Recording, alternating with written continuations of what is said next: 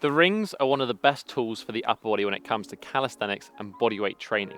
If you're a beginner and looking to get started, I've got a series of routines for you, starting today with a pull session. They're one of the best tools because they provide freedom.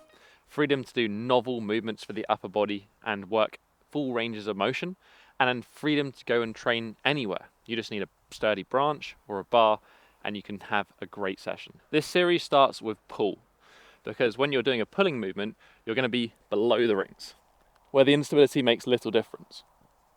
When we're above the rings, our base of support is what is unstable, and these movements become significantly harder. If anything, performing pulling movements on the rings is superior, because the rings allow the hands to rotate throughout the movement rather than remaining fixed like on a bar. This puts less strain through the wrists and the elbows and allows you to perform a movement more naturally. So let's get into the workout.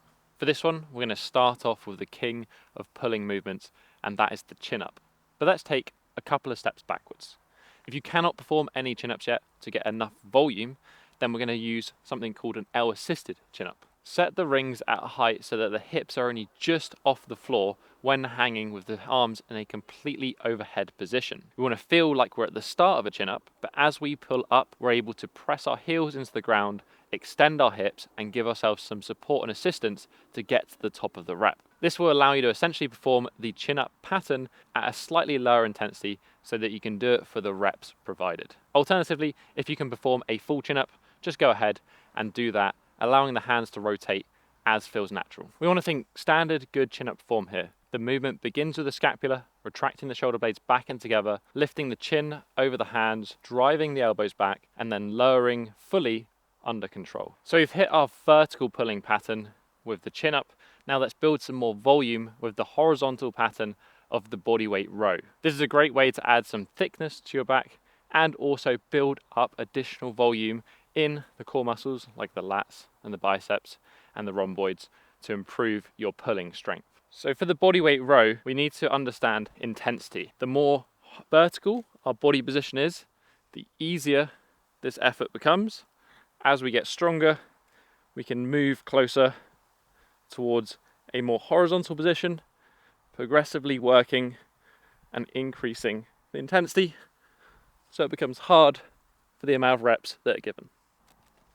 We want to use a neutral grip position for the rows. This is going to help stimulate the brachialis and the brachioradialis a little bit more. This means that we're training our pulling strength in a variety of grip positions, which is going to help condition the elbows and forearms. We want to think about the same good form cues here. Scapula starts the movement, bringing the shoulders back together, driving the elbows through at the top, trying to lift the chest high, and again, lowering under control through a full range of motion. So we've done and ticked off the compound movements. This is the bread and butter and the basics that's going to get you the majority of the gains.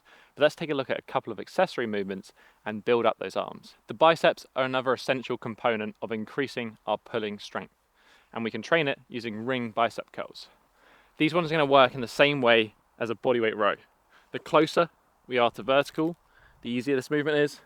The further we move to horizontal, the harder this one becomes. Start slow and build up reps here. This exercise is deceptively challenging, and we don't want to compensate without focusing on the bicep, which is what matters. When we lift up, we want to rotate the hand into a supinated position with the palms facing towards us. The main thought here should be trying to get those hands behind your head and maximally contract those biceps. The final accessory movement is for the forearms, and this is really thinking long term with the rings and developing the false grip so we can work on our muscle up. The false grip is basically training our grip strength with the wrist in a fully flexed position.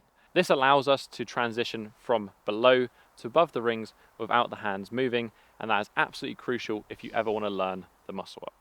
Once you've found your position, we want to try and hang, but this is slightly uncomfortable as we get started, so use your feet to assist and gradually try to reduce the assistance that you're providing. The full rings workout will be in the description down below, along with any other resources that might be helpful to explain it. But as always, knowing is nice, but doing is better. Go give it a go and let me know how you get on. You can always do that in the comment section down below. And if you enjoyed this video and don't want to miss out on any of the future ones in this series, looking more at rings training, hit that subscribe button, join the tribe. Other than that, catch you the next one. Peace.